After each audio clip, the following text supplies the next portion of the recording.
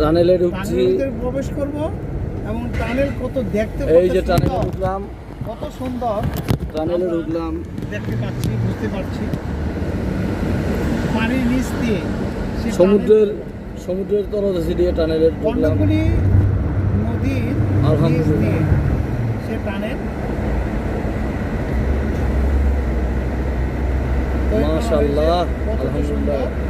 আলহামদুলিল্লাহ, আমাদের দেশের ইঞ্জিনিয়াররা যে এত সুন্দর করে প্ল্যান উপরে নদী চলে গেছে এবং আমরা নদীর অনেক গভীরে আছি, অনেক গভীরে, অনেক নিচে টানেল দিয়ে আমরা যাচ্ছি। স্বপ্ন ছিল আর সেই স্বপ্ন বাস্তব হলো। আমরা স্বপ্ন বাস্তবায়ন করেছি। যে স্বপ্নের টানেল